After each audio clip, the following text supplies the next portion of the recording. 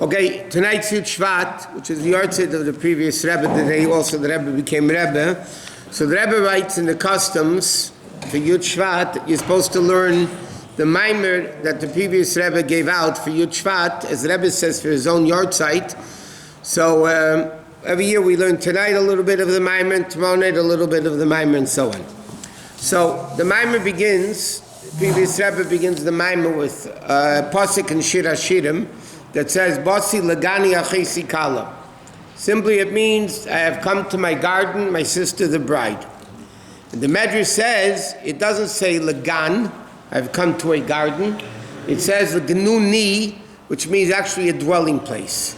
Which means, as the Medrash says, that this is Hashem came back, it refers to Matan Torah.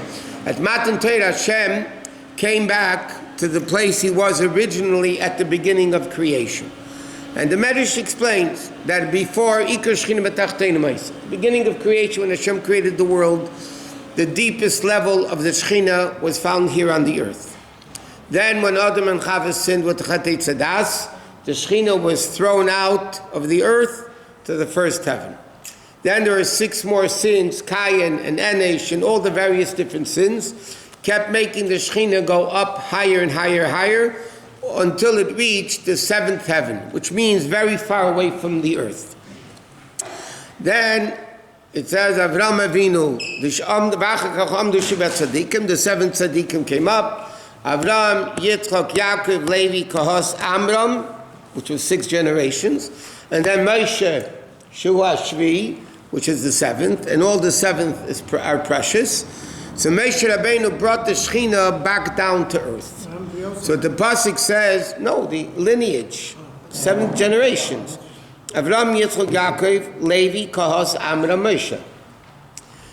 So Moshe Rabbeinu brought the Shechina back down to earth. So that refers to the time of Matan Torah, Moshe Rabbeinu brought the Shechina back down to earth. And then right away Hashem said, I want to keep this revelation of Elokus in the world. So the Hashem said right away, when Moshe Rabbeinu came down the 3rd time with the 2nd Luchis, Hashem said to him, Vasuli Migdash v'shechanti b'seicham, and it doesn't say b'seichai in its midst. It said b'seicham, so the Mefarshim explain, which means b'chol echad v'echad. Okay, so now, how do you bring the Shechina back down here? So he quotes the Zohar that says, Kadiskafya sitarachra, when evil is broken, is talik according to the Kutshabrichu b'chol almin. Over here, istalik normally means leaves. But here, istalik according to Kutshabrichu means it becomes revealed a level of godliness which is in all worlds. And the previous Rebbe explained, the Rebbe adds to this, istalik, why is the word istalik if it means bringing down, not leaving? Because it brings down a level of elokus that normally is not in the world, it leaves the world. And that level, by breaking evil, you actually bring down that level of elokus into the world. And he says like this, that how is in the Savakar, Hashem wanted a dir b'tachtonim. Hashem wanted a dwelling place down here. So therefore he says, the Pasuk, Tzadikim yirshu oretz, Tzadikim inherit the land, v'yishkenu lo'ad aleho, simply it means they live forever on the earth. But the previous Rebbe defines it, v'yishkenu, tzadikim yeshoret, tzadikim inherit the land, v'yishkenu, and they bring down, sheikhin, lo'ad, the level of sheikhin ad modem v'kadosh shmei Hashem, allow unto earth. So the Aveda of a Jew is by breaking evil, transforming evil, they create a migdash, this Shechina down here. And he says, what does it mean, b'cholo almin? Doesn't only mean in all worlds. It says it means he brings down a level of elokus that all the worlds are equal compared to that level. And he explains, there's a level of godliness that comes into the worlds. It's called mamala kol almin.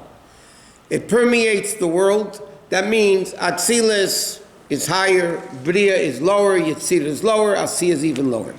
So over there, in Atzilus, because the vessels are more refined, more bittul, so therefore the Kedusha is more in Atzilus than it is in Bria, than it is in Yetzirah, and than it is in Asiyah.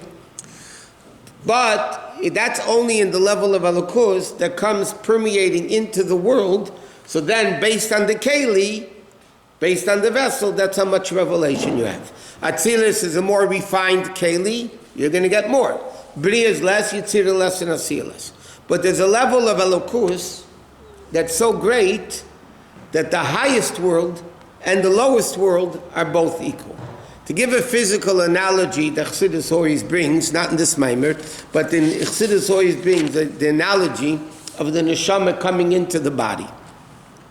When a neshama comes into a body, the neshama is giving two types of life to the body. One is, number one, the neshama comes into the body, the person is alive. That's a chayis kloli, it's called general life. Person's alive. In that respect, in that level, the head is alive, the stomach is alive, the feet are alive, the hands are alive, it's all alive equally. That's one level of neshama coming, functioning in the body. And then there's a second level of the neshama functioning in the body, that it functions in a direct way, meaning the brain could think, and the eyes could see, and the ears could hear, and the nose can smell, and the mouth can talk, and the hands could write, and the feet could walk.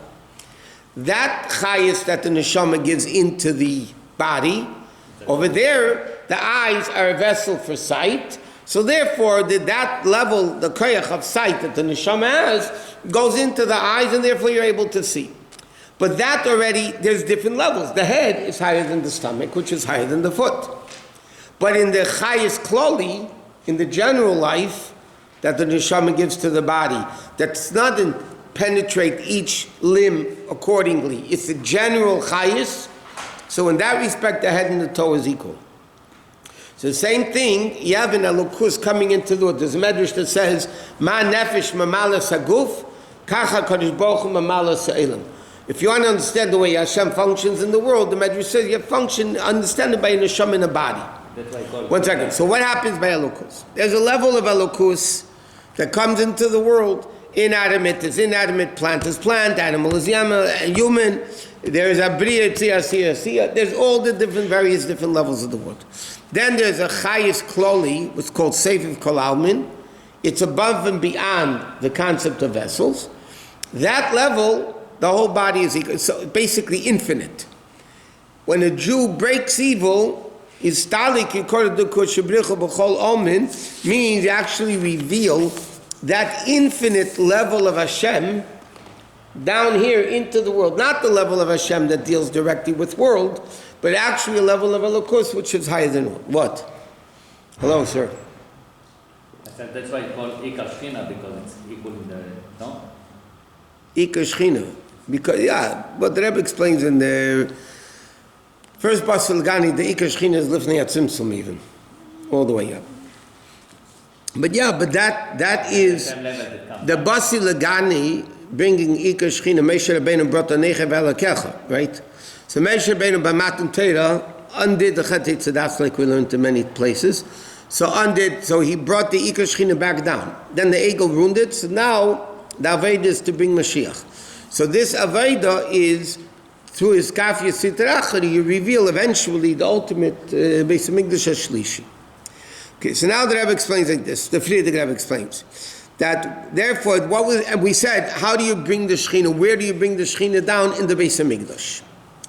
Now, therefore, from understanding what went on in the Beis Hamikdash, but we said it has to be v'shachanti b'seicham, by everyone individually. Every person has to create their own Mikdash Ma'at, their own miniature Beis Hamikdash. So, what was Aveda done in the Mishkan? Primarily, was Avedas of Karbanis. Okay? Now, nowadays we don't have Karbanis, but spiritually, Torah is eternal. Spiritually, we have the level of Karbanis. What is the level of Karbanis? So he quotes the pasuk at the beginning of Vayikra, Adam ki yakriv mikem korban Hashem.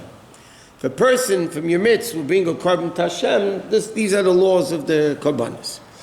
But he asks the question now, the Rebbe asks in the Torah, it should have said, Adam ki yakriv, Adam mikem ki yakriv. The pasuk says, Adam ki yakriv mikem. Grammatically, the pasuk should have said, Adam mikem, if a person from your midst, ki yakriv will bring a korban. Why does it say Adam ki Yaakov mikem korban Hashem? So the Rebbe is bringing over here. What it means is like this: Adam ki Yaakov. If a person wants to become closer to Hashem, you need to know mikem korban Hashem. The korban has to be from yourself. Just like in the Beis HaMikdash, they brought a korban, they shechted it on the Mizbeach, they shechted and brought it on the Mizbeach. The same thing, we all have an animal within us called Nefesh Habamis, and the idea is that every Jew could bring this korban within themselves. And not only that, but it says, become the Friedrich Rebbe adds on what the Alter Rebbe adds. The Alter Rebbe said you have to bring a korban from yourself. The previous Rebbe adds, not only from yourself, but bochem adover toli. It's up to you. Every Jew could do it. Every Jew could say, when will my actions come to the reactions of Avram, Yitzchak, and Yaakov? So therefore, everybody could do it. Like the Medrash says, Hashem says to the Jewish people, I don't ask you what I could do. I'm asking you what you could do. Every person on their own level. So he says, a person has to bring a korban to Hashem. It doesn't only mean the physical animal on the Mizbeach. It means you have to bring the Nefesh Habamis. And then he says like this. What does the Pasuk say? The Pasuk says, Adam ki Yaakov min ha-behema, min ha-boker, min ha-tzein, takrivas korbancha. So the Pasuk starts off by saying, after Adam ki Yaakov, okay, then the Pasuk says like this, min ha-behema, from the animal, which is a general word. Then he says, min ha-tzeinu, min ha-boker, min ha-boker, min ha-tzein, from the cattle or from the sheep, takrivas korbancha. So the Friedrich Rebbe explains, there are different animals that we all possess. There's a Yetzer Hara, they're all called Yetzer Hara, Behen Nefesh Habamis, the Behema. But there's different types of animals. You have an animal called Tzain, sheep. Sheep doesn't hurt anybody. Sheep don't gore anybody. Sheep are very edel, refined animals. But what do they do a whole day? They eat and they sleep. In other words, they say, live and let live. We don't bother you. But what is the animal? It's all into eating and drinking and everything, gashmis. Then you have another korban, another type of animal. That's a bakar. Bakar means an ox. An ox gores. So he says, what does a Jew have to do to bring a korban? They need to bring themselves, their own self, plus they have to bring it on the fire of the Mizbeach. And the Friedrich Rebbe explains like this. The Gemara says in Yuma that in days of Shlomo HaMelech, a fire came down from heaven on the Mizbeach. It was crouched like a lion. Even though there was a fire that came from heaven, Hashem said, Mitzvah lahavi min hahedyet, the people had to bring the fire. So the Friedrich Rebbe, what it explains is like this. There is a fire from above, and there's a fire from below. The fire from above that we have is the neshama, which is a part of Hashem, the power that we have from Hashem to overcome all difficulties.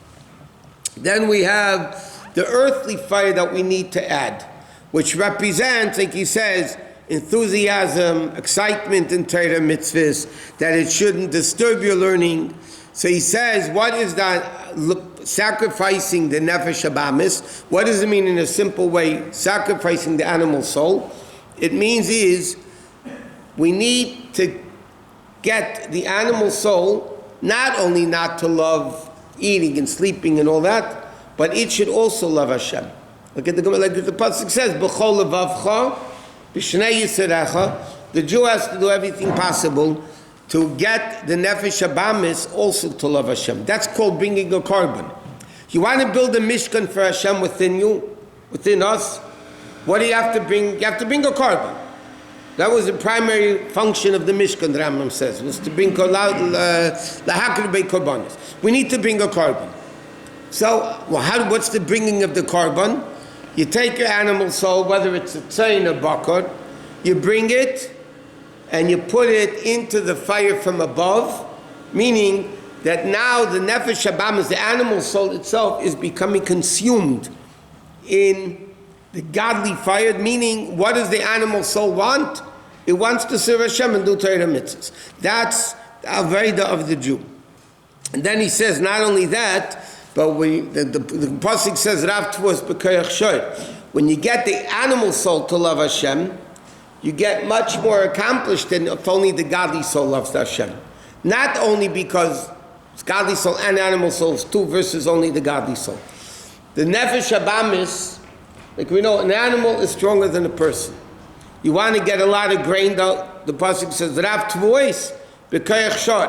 What is the Pasuk telling me? That you use an ox to plow? I mean, everybody knows that. It means is when you get the nefesh habamis to also love Hashem, then it's not double the love. The love of the nefesh habamis, the love of an animal, because it doesn't have seichel that cools it down. The love of the nefesh habamis is much stronger than nefesh shulikis. And he says that's the concept of v'asu limigdav shechanti b'seichem, that every Jew within himself has to create this mishka, meaning sacrificing themselves, which is a concept of breaking evil. That's how you sacrifice yourself. By breaking evil, so then you create this dira b'tachtenim, v'asu limigdav shechanti b'seichem. Okay, that's it for now.